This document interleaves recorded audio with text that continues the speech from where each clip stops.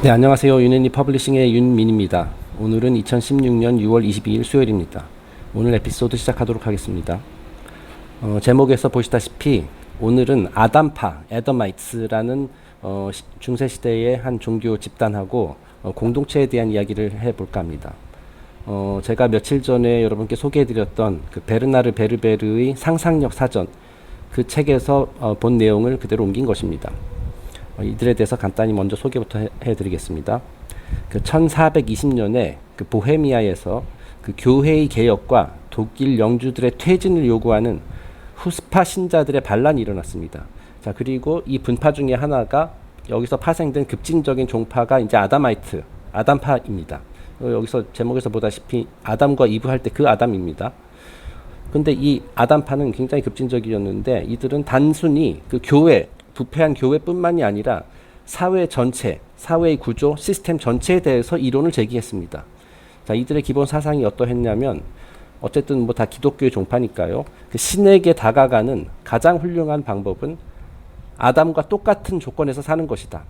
즉 아담과 이브가 죄를 짓기 이전에 에덴 동산이라는 지상 낙원에서 살았잖아요. 그 시대로 돌아가자, 복귀하자. 라는 그런 믿음이거든요. 그렇게 살아갔을 때 신에게도 가까이 다가설 수 있다. 라는 게 이들의 기본적인 사상이었습니다. 자, 그래서 그들이 실제로 어떤 외딴 섬에 가서 이제 공동체를 구성을 했습니다. 여기 지금 보다시피 나체 공동체죠. 뭐 아담과 이브가 이제 옷도 입고 다니기 전에 그 세상으로 돌아간 거니까요. 그래서 모든 재산을 공유화하고 아담이 죄를 짓기 전에 살았던 지상 낙원을 복원하기 위해서 여기 나체 공동체를 설립했다. 이 사회의 특징이 뭐냐면 화폐, 노동, 귀족, 계급, 자산 계급, 그죠? 이제 빈부격차 뭐 이런 거, 정부, 군대 등 이제 기존의 모든 사회 제도를 철폐하고 완전히 자연인이 돼서 자연으로 돌아가서 그 당시 사람 아주 순수한 형태의 인간으로서 이제 살아가자. 옷도 입지 말자. 굉장히 진짜로 뭐 지금 생각해도 약간 급진적이긴 하죠. 예. 자, 여기서 이들의 생각이 옳다 틀리다 그거를 다루는 것은 아닙니다. 네. 자, 이들은 또 경작을 삼가고, 왜냐하면 이제 그 경작을 하면 이제 땅이 이제 망가지니까 가급적이면 야생 열매를 따 먹고 그리고 이제 채소를 이미 나 있는 채소를 먹는 이런 채식 생활을 했답니다. 그리고 이제 이들이 기본적으로 이제 종교 집단인데 기독교에서 분파인데 교회 성직자를 두지 않았어요. 그리고 뭐 그런 거 필요 없다. 우리가 직접 신에게 예배를 드려서 신에게 다가서면 된다라는 그런 생각을 가지고 있었습니다. 자, 그러니 이들이 탄압을 받았을까요? 안 받았을까요? 당연히 받았겠죠. 이들의 급진적인 생활 방식을 잡지 못한 후스파 영주들. 처음에 이들 지금 맨 첫 번째 줄에서 보듯이 이들 자체가 원래 후스파 신자와 함께 뜻을 했었어요. 초기에는. 그래서 함께 이제 기존 종교계에 이제 반기를 들었었던 세력들인데 그 후스파조차 이들을 참지 못했어요. 그래서 군대를 이끌고 이 공동체에 쳐들어가서 한 명도 남기지 않고 다 죽여버렸답니다. 그렇게 해서 이제 아담파가 그 짧은 뭐 정확히 얼마 그 지속되었는지도 모르겠습니다만 이제 몰살 당한 거죠. 그러고 나서 이제 사라졌습니다. 지금 다음 페이지는 이제 위키피디아에서 구한 이제 이미지인데요. 총을 든 후스파 군인들에게 체포되어 끌려가고 있는 아담파 신자들입니다. 지금 보다시피 옷을 안 입고 있죠. 뭐 이들이 사실은 뭐 남에게 어떤 피해를 준 것도 아니고 자기네들 섬에서 자기네들 뜻 맞는 사람들끼리 자기네들이 옳다고 생각하는 신앙의 방식으로 이제 평화롭게 살아갔는데 그거를 도저히 뭐 남에게 피해를 준 것도 없잖아요, 사실. 그런데 꼴을 볼 수가 없는 거죠. 그래서 결국에는 없애버렸다는 거예요. 자, 제가 왜 이 아담파에 대한 이야기를 소개를 하게 해드렸냐면은 그 다음 이야기 때문입니다. 미국 드라마 왕좌의 게임 많은 분들이 이제 보고 계시는 것으로 알고 있습니다. 굉장히 재미있죠. 저도 왕팬입니다. 여기서 미리 말씀드리자면은 약간의 스포일러가 있습니다. 뭐 굉장히 뭐 중요한 장면을 소개해드리는 건 아닙니다만은 그 스토리 전개상 중요한 장면은 아닙니다만 어쨌든 그 이번 주 에피소드거든요. 네, 그래서 그 이 점 참고하시고 제가 지금 이 얘기를 한다고 해서 뭐 그 굉장한 스포일러는 아닙니다만은 그래도 어쨌든 아직 못 보신 분도 계실 거니까 뭐 미리 말씀드립니다. 일단은 그 배경 설명부터 드리겠습니다.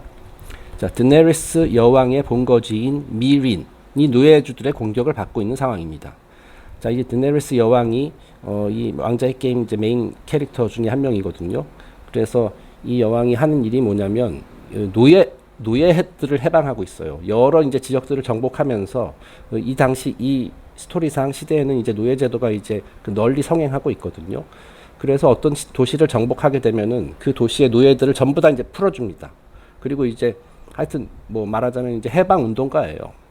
자, 그래서 결국에는 이제 미린이라는 아주 큰 도시에 이제 본거지를 삼아서 이제 그곳에서 이제 말하자면 여러 국가들을 통치를 하고 있거든요. 자, 하지만 그녀들 이 드네리스 여왕 때문에 이제 노예들을 뺏긴 그 노예주들은 지금 굉장히 속상하죠. 그래서 지금 반기를 든 겁니다. 아, 저 여왕 쫓아내려고. 그래서 지금 대규모 군대를 가지고 이 여왕의 본거지인 미린을 공격하고 있는 그런 상황이거든요. 자, 그래서 이 전쟁을 이 상황에 대해서 드네리스 여왕과 그녀의 이제 모사꾼 보좌관인 티리언이라는 사람과 이제 전황에 대해서 대화를 나누고 있는 장면입니다. 뭐 이제 스토리상에서 뭐 크게 이제 뭐 주목받는 만한 내용은 아닙니다만은 여기서 티리언이 굉장히 중요한 말을 하기 때문에 제가 공유를 합니다.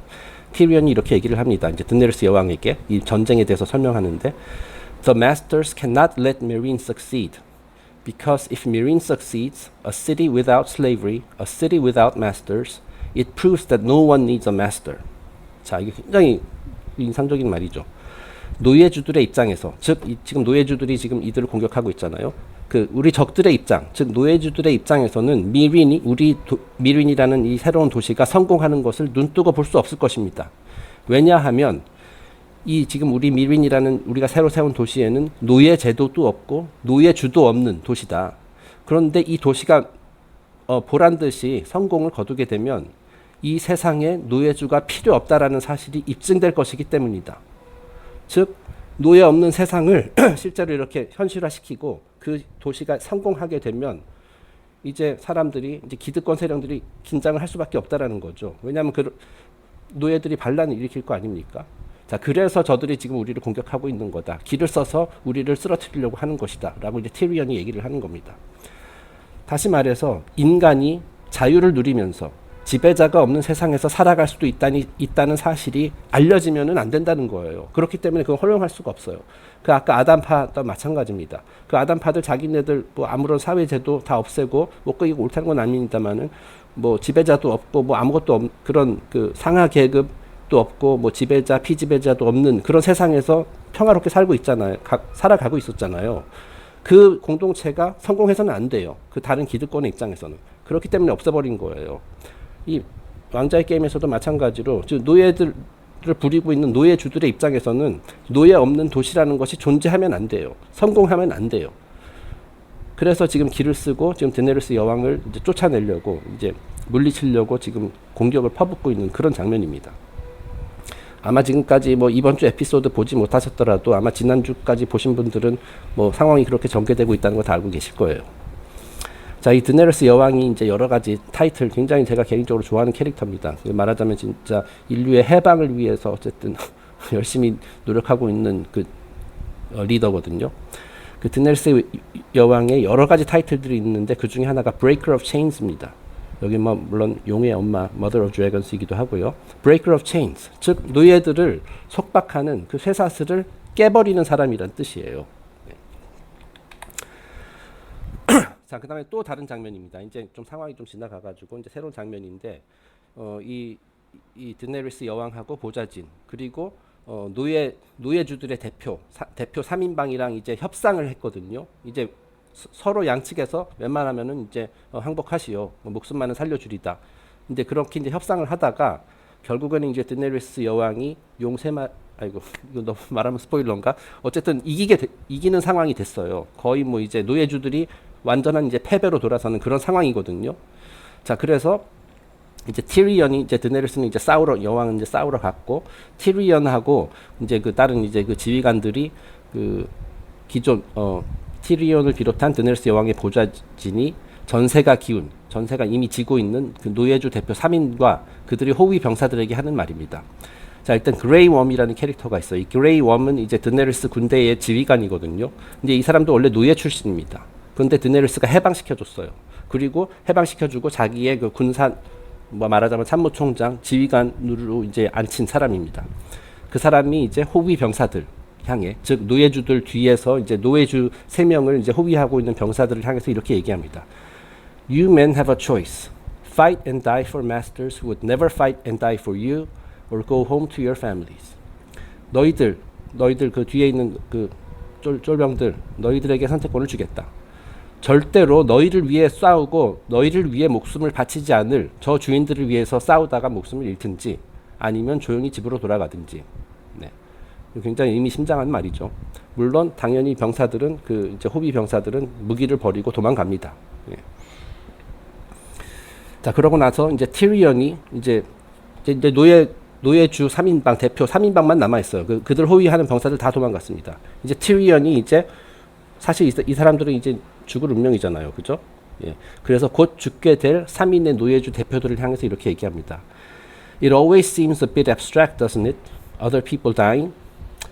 다른 사람들이 죽는 것은 피부에 잘 안 닿지? 와닿지 않지? 하지만 이제 니네가 죽게 되니까 이제 드디어 좀 와닿지 않니? 뭐 그런 얘기예요. 자, 말하자면은 이 노예주들 같은 경우는 그 나만 아니면 되는 거죠.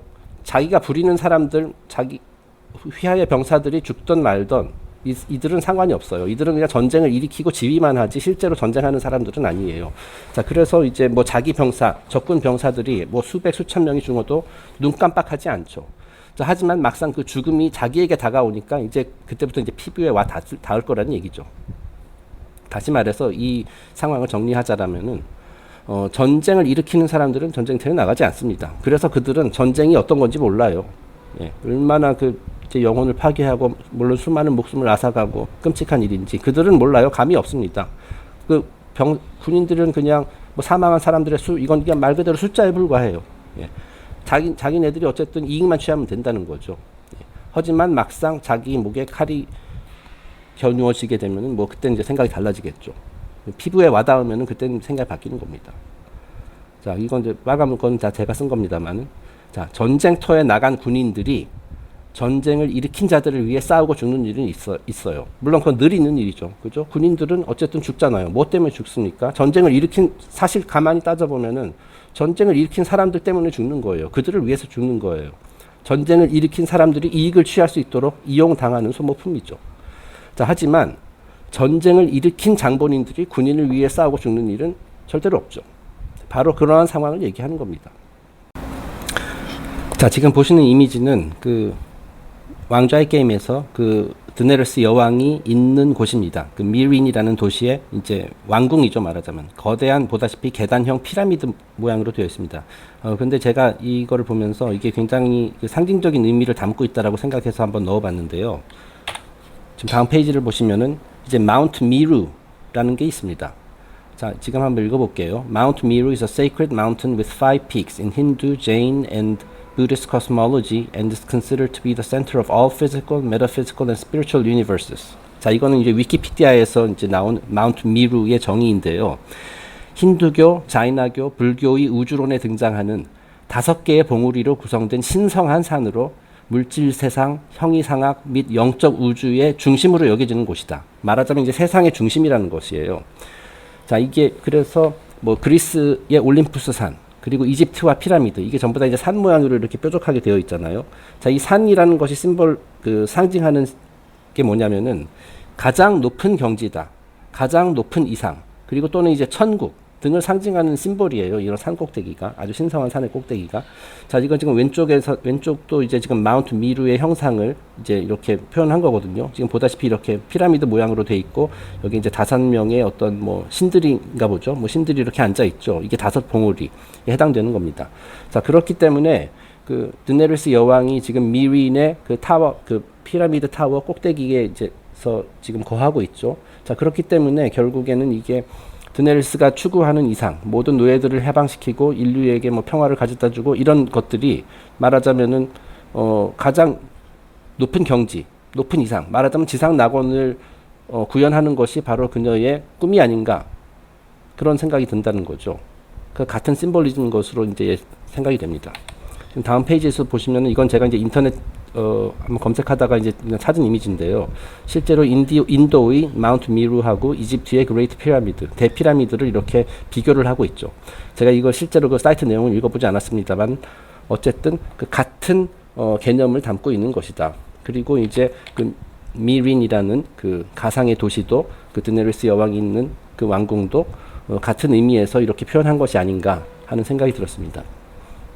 자, 그래서 어쨌든 이번 에피소드의 핵심은 아까 그 맨 앞에 그러니까 티리언이 했었던 말, 노예 제도도 없는 세상, 노예주가 없는 세상, 이런 세상 실제로 가능하고 그 드네리스 여왕이 실제로 그런 세상을 지금 만들고 있는데 그런 세상이 성공하게 되면 기득권의 입장에서는 그거는 용납할 수 없다. 그렇기 때문에 절대로 그런 일이 없도록 자유로운 세상이 존재할 수 없도록 계속 탄압을 한다라는 그런 게 이제 핵심이 되겠습니다. 하지만 실제로는 가능하거든요. 얼마든지 이제 뭐 독재자 없는 세상, 지배자와 피지배자의 간의 그 착취 관계, 이런 게 없는 세상도 얼마든지 가능한데 우리는 아직 그런 거를 솔직히 말해서 겪어보지 않았기 때문에 그런 것이 가능하다라는 것을 실제 눈으로 보지 못했기 때문에 지금 그런 세상이 오지 않은 것 같아요. 하지만 많은 사람들이 그런 세상이 얼마든지 존재할 수 있다, 가능하다라는 것을 이제 깨닫게 되는 순간 그 지배자들이 힘을 잃게 되고 그런 세상이 실제로 올 수 있는 실마리가 이제 발견될 수 있다라는 것이죠. 어쨌든 개인적으로 굉장히 인상적이었었던 장면이어서 아담아이트 공동체와 이제 비유하면서 한번 이번 에피소드를 진행해 봤습니다. 오늘 에피소드는 여기서 마치겠습니다. 감사합니다.